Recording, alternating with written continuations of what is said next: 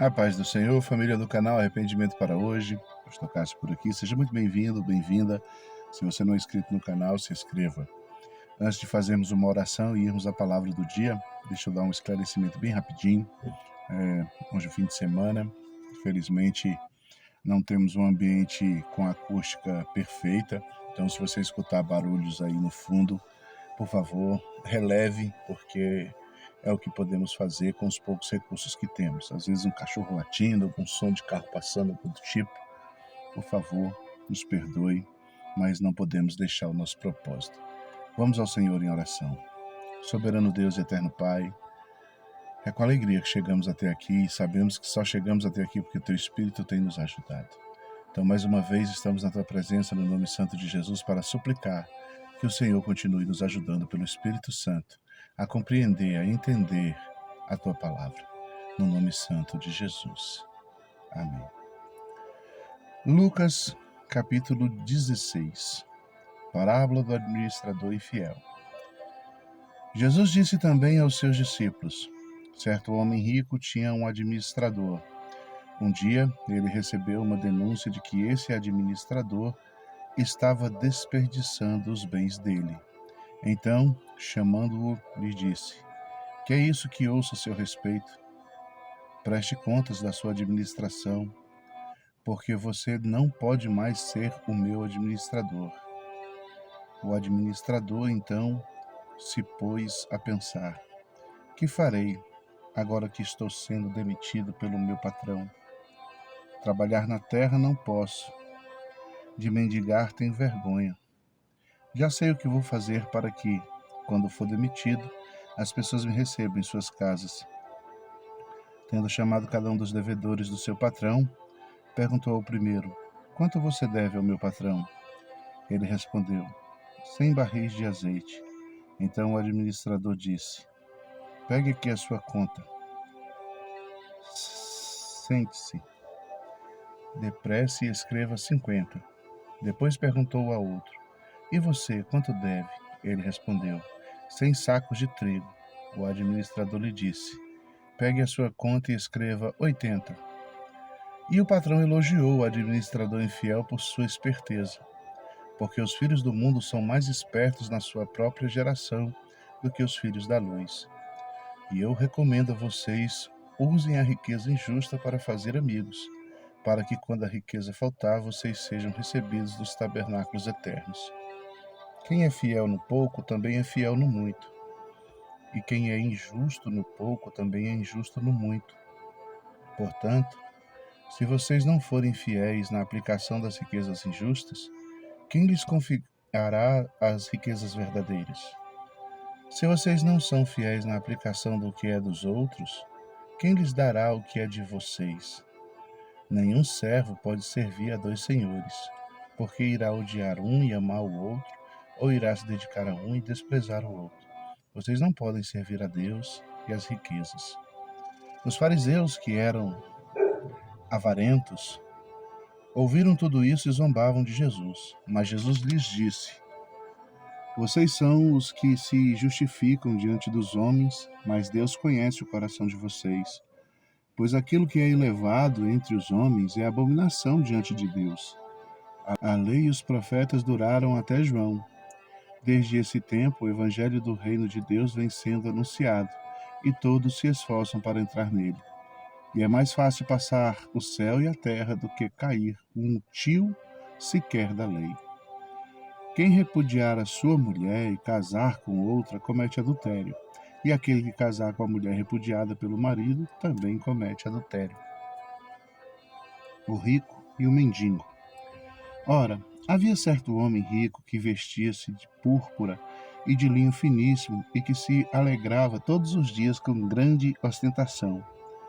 Havia também certo mendigo chamado Lázaro, coberto de feridas, que ficava deitado à porta da casa do rico.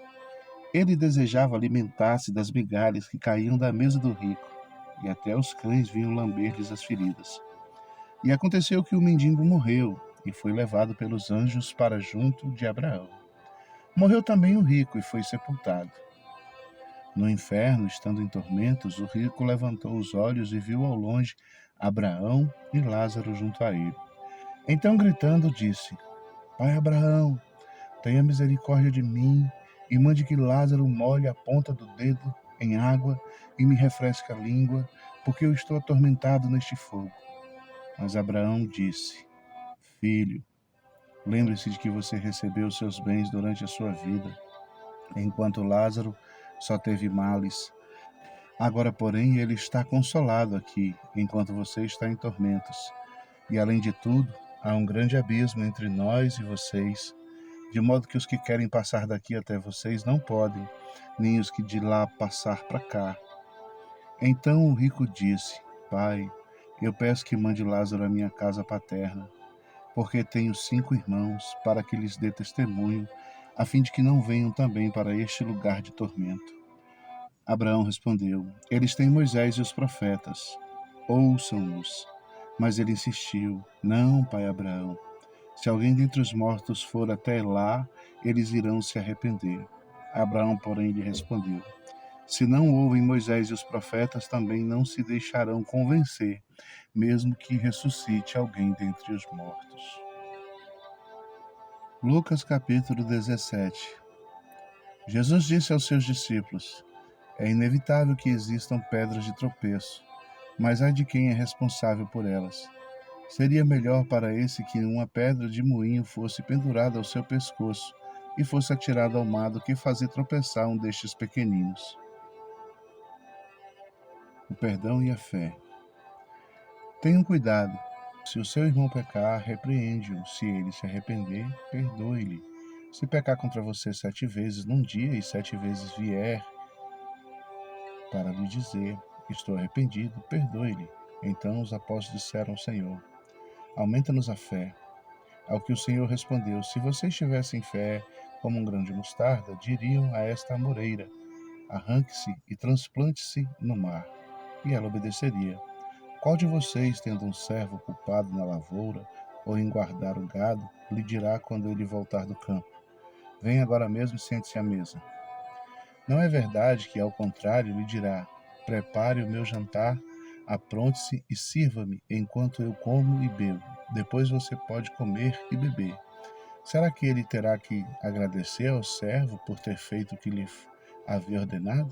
Assim também vocês, depois de terem feito tudo o que lhes foi ordenado, digam: Somos servos inúteis, porque fazemos apenas o que devíamos fazer. De caminho para Jerusalém, Jesus passava pelo meio de Samaria e Galiléia. Ao entrar numa aldeia, saíram-lhe ao encontro 10 leprosos, que ficaram de longe e gritando: Jesus, mestre, tenha compaixão de nós. Ao vê-los, Jesus disse: Vão e apresentem-se aos sacerdotes. Aconteceu que, indo eles, foram purificados. Um dos 10, vendo que estava curado, voltou dando glórias a Deus em alta voz, e prostrou-se com o rosto em terra aos pés de Jesus, agradecendo-lhe. E este era samaritano. Então Jesus perguntou: Não eram 10 os que foram curados? Onde estão os 9? Não se achou quem voltasse para dar glórias a Deus, a não ser este estrangeiro? E lhe disse: Levante-se e vá, a sua fé salvou você. A vinda do reino de Deus. Indagado pelos fariseus sobre quando viria o reino de Deus, Jesus lhe respondeu: O reino de Deus não vem com visível aparência, nem dirão: Ele está aqui, ou lá está ele, porque o reino de Deus está entre vocês. A seguir, Jesus disse aos seus discípulos: Virá o tempo em que vocês desejarão ver um dos dias do Filho do Homem, mas não verão, e dirão a vocês: Ele está aqui, ou ele está acolá. Não saiam, nem sigam essa gente, porque assim como um relâmpago se resplandece e brilha de uma extremidade do céu até a outra, assim será no seu dia, o Filho do Homem. Mas é necessário que primeiro ele padeça muitas coisas e seja rejeitado por esta geração. Assim como foi nos dias de Noé, será também nos dias do Filho do Homem. Comiam, bebiam, casavam-se e davam-se em casamento, até o dia em que Noé entrou na arca. Veio o dilúvio e destruiu a todos. O mesmo aconteceu nos dias de Ló. Comiam, bebiam, compravam, vendiam, plantavam e edificavam. Mas no dia em que Ló saiu de Sodoma, choveu do céu fogo e enxofre e destruiu a todos. Assim será no dia em que o Filho do Homem se manifestar. Naquele dia, quem estiver no terraço e tiver os seus bens em casa, não desça para tirá-los. E de igual modo, quem estiver no campo, não volte para trás. Lembrem-se da mulher de Ló. Quem tentar preservar a sua vida a perderá, e quem a perder, esse a salvará. Digo a você que naquela noite, duas pessoas estarão numa cama. Uma será levada e a outra será deixada. Duas mulheres estarão juntas moendo trigo. Uma será tomada e a outra será deixada. Dois estarão no campo. Um será tomado e o outro será deixado. Então perguntaram a Jesus: Onde será isso, Senhor? Ele respondeu: Onde estiver o corpo, aí se ajuntarão também os abutres. Lucas capítulo 18. A parábola do juiz iníquo. Jesus lhe contou uma parábola para mostrar que deviam orar sempre e nunca desanimar. Em certa cidade havia um juiz que não temia Deus, nem respeitava ninguém. Havia também naquela mesma cidade uma viúva que sempre procurava, dizendo: Julgue a minha causa contra o meu adversário. Por algum tempo ele não a quis atender, mas depois pensou assim: É bem verdade que eu não temo a Deus nem respeito a ninguém. Porém, como esta viúva fica me incomodando, vou julgar a sua causa, para não acontecer que por fim venha a molestar-me. Então o Senhor disse: Ouçam bem o que diz este juiz iníquo. Será que Deus não fará justiça aos seus escolhidos, que a ele clama dia e noite, embora pareça demorado em defendê-los? Digo a vocês que depressa lhes fará justiça. Contudo, quando o Filho do Homem vier, será que ainda encontrará fé sobre a terra? A parábola do fariseu e do publicano. Jesus também contou esta parábola para alguns que confiavam em si mesmos, por se considerarem justos e desprezarem os outros. Dois homens foram ao templo para orar. Um era fariseu e o outro era publicano. O fariseu ficou em pé e orava de si para si mesmo, desta forma: Ó Deus, graças te dou porque não sou como os demais homens, roubadores, injustos e adúlteros, nem ainda como este publicano. Jejuo 2 vezes por semana e dou o dízimo de tudo que ganho. O publicano, estando em pé, longe, nem mesmo ousava levantar os olhos para o céu, mas batia no peito dizendo: Ó Deus, tem pena de mim, que sou pecador. Digo a vocês que este desceu justificado para a sua casa e não aquele, porque todo aquele que se exalta será humilhado, mas o que se humilha será exaltado. Jesus abençoa as crianças. Traziam também as crianças a Jesus para que ele as abençoasse, mas os discípulos, ao verem isso, os repreendiam. Jesus, porém, chamando as crianças para junto de si, disse: Deixe que os pequeninos venham a mim, e não os impeçais, porque dos tais é o reino dos céus. Em verdade vos digo, quem não receber o reino de Deus como uma criança, de maneira nenhuma entrará nele.